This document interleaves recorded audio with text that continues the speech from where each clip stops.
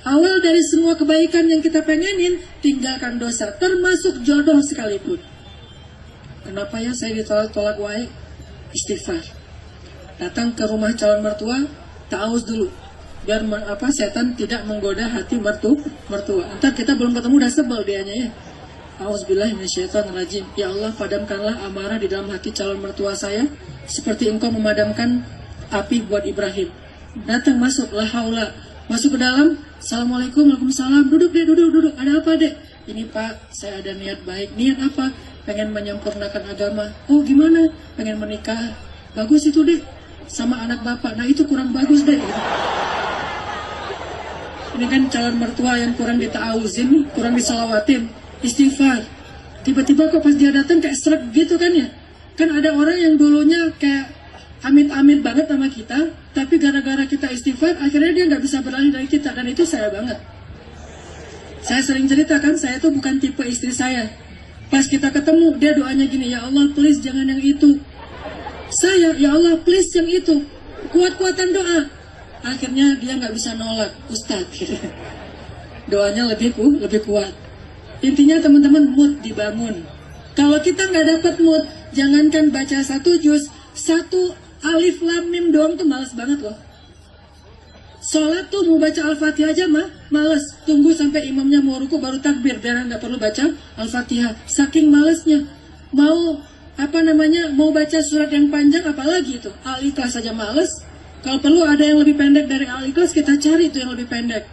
Nun, Qaf, Shad, apalagi lebih panjang dikit Yasin, Toha, lebih panjang dikit Alif Lam Mim, Alif Lam Ra, lebih panjang dikit Kaf, Ha, Ya, Ain, Shad. Yang jelas pembukaan surat. Kenapa bisa gitu? Mood. Kerasa nggak teman-teman ada waktunya mood kita dapat tilawah panjang gitu kan ya? Rasanya nggak pengen berhenti tilawah. Dengerin tilawah dari seorang qori itu rasanya pengen diulang lagi Ar-Rahman teh. Kenapa? Moodnya lagi dapat. Gimana caranya? Istighfar.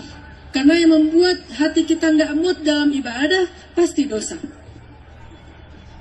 Yang membuat kita lupa terhadap kebaikan, pasti dosa. Kayak Nabi Yusha, ketika jalan dengan Nabi Musa, Nabi Yusha diamanahi bawa ikan kan, yang udah mati.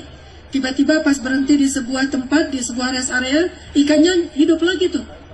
Tiba-tiba hidup, terus berenang, Nabi Yusha kaget, loh kok ikan ini bisa hidup lagi? Terus hilang aja tuh ikan. Jalan lagi sama Nabi Musa. Pas udah jalan jauh, Nabi Musa lapar bilang, mana makanan kita? Kita pengen makan sekarang waktu zuhur.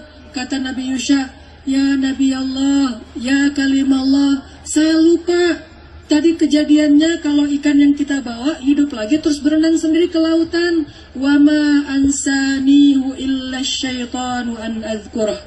Tidak ada yang membuat saya lupa kecuali setan. Bagaimana setan membuat kita lupa? Lewat dosa-dosa. Suatu hari teman-teman, Amirul Mukminin Utsman bin Affan bikin tablik akbar kayak gini, tapi di dalam masjid. Taklim, hadis atau majelis ilmu.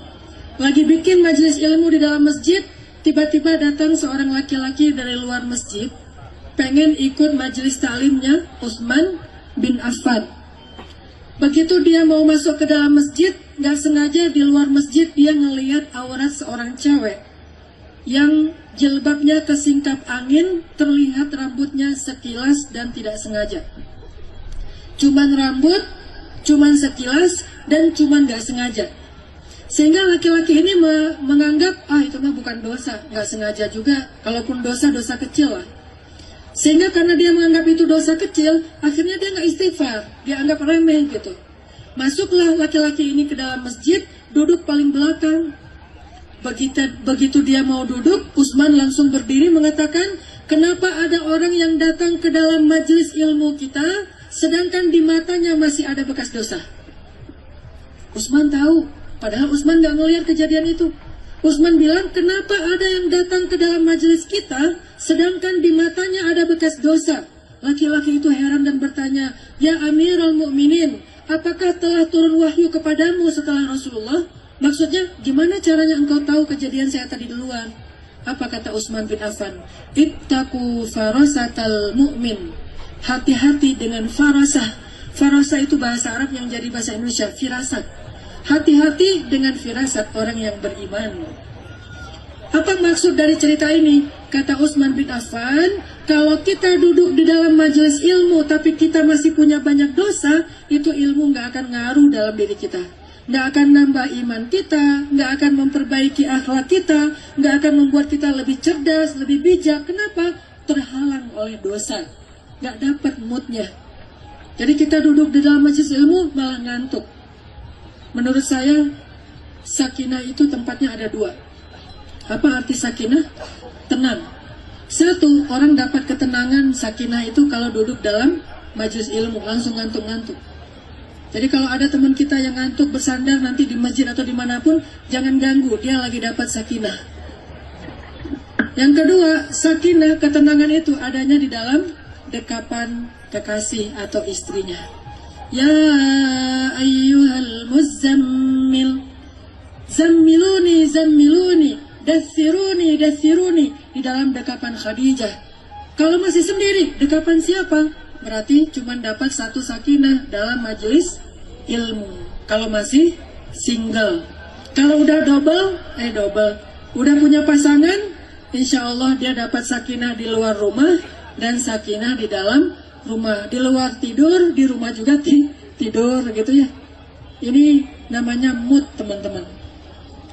Termasuk juga ketika kita mau misalnya berbuat baik, memaafkan orang lain. Memaafkan orang lain itu kemampuan, kemudahan kita atau kesulitannya tergantung mood iman. Orang yang imannya kuat gampang banget loh maafin orang. Orang yang imannya lemah susah banget pengen ngelupain kesalahan orang lain. Contoh, Abu Bakar As-Siddiq, pernah bete nggak beliau? Nanti coba cari cerita-cerita Nabi lagi bete. Nabi pernah bete? Pernah, tapi betenya Nabi itu berpahala. Abu Bakar pernah bete? Pernah, manusia. Namanya insaniyatus sahabah, sisi-sisi kemanusiaannya sahabat. Abu Bakar pernah bete loh, pernah ilfil. Sama siapa? Sama seorang saudara beliau atau ponakan beliau yang selama ini sering dibantu oleh beliau tapi malah nyebarin hoax tentang anak beliau Aisyah. Dia tulis hashtag Aisyah selingkuh. Kemudian viral, sehingga jadi trending topik. Aisyah selingkuh dengan Sofwan. Itu salah satu yang nyebarinnya siapa? Yang bikin tagline-nya orang munafik, tapi yang nyebarin usbatum minkum, kata Allah. Kalian sendiri, salah satunya adalah keluarganya Abu Bakar As-Siddiq. Begitu dicari tahu ya, rekaman digitalnya, rekaman online-nya, ternyata yang pertama menyebarkan berita Aisyah selingkuh, hoax paling besar dalam bahasa Al-Quran, hadithul ifki. Dalam bahasa sosmed, hoax yang kejam banget gitu kan ya. Ternyata keluarganya Abu Bakar sendiri. Sehingga ketika Allah turunkan, Allah ngeposting satu kalimat, satu ayat, satu halaman surat Al-Quran tentang pembelaan terhadap Aisyah. Kata Allah, Aisyah tidak selingkuh. Sesungguhnya itu semuanya berita bohong. Abu Bakar langsung bersumpah, saya tidak akan bantu orang itu lagi selama-lamanya. Marah Abu Bakar. Ketika Abu Bakar marah, ilfil, sakit hati, bersumpah gak akan bantu lagi, akhirnya Allah turunkan ayat menegur Abu Bakar. فَلْيَعْفُوا وَلْيَسْفَحُوا أَلَا تُحِبُّونَ أَنْ يَغْفِرَ اللَّهُ لَكُمْ. Wahai Abu Bakar, maafkanlah dia, berlapang dadalah wahai Abu Bakar. Tidakkah kamu suka jika Allah mengampuni dosa-dosamu ya Abu Bakar? Abu Bakar menjawab, bala ya Rabb. Tentu ya Allah, kalau gitu saya maafkan kesalahan dia. Kenapa bisa gampang banget maafin orang? Iman. Karena Allah yang berakad dengan dia, kata Allah, ala tuhibbuna yaghfirallahu lakum. Maafin dia supaya aku maafin kamu. Mau nggak aku maafin kamu? Mau ya Allah. Ya sudah, maafin dia. Akhirnya Abu Bakar mengatakan, saya sudah memaafkan dia. Afautu ya Rabb.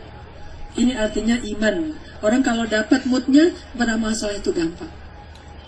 Mudah-mudahan teman-teman yang dirahmati Allah, Allah kasih kita mood menjelang bertemu dengan kekasih kita yang LDR-an udah setahun, yaitu Ramadan, sehingga begitu ketemu Ramadan berseri-seri.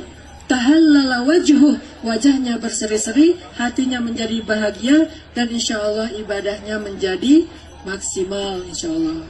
Saya nggak mau lama-lama karena yang kita tunggu-tunggu Ustaz Felix insya Allah nanti ngasih kita pelajaran lebih banyak lagi. Barakallah Ustaz. Jazakumullahu khair juga buat teman-teman semuanya yang udah bertahan panas-panas. Mudah-mudahan setiap rasa lelah dan panas kita hari ini Allah ganti dengan kenyamanan kita kelak di akhirat di dalam surga Allah. Barakallah, mudah-mudahan Allah Subhanahu wa taala mengijabah doa-doa kita, dan yang pasti saya doakan mudah-mudahan semua yang hadir di sini Allah ridhoi. Semua yang hadir di sini Allah berkahi.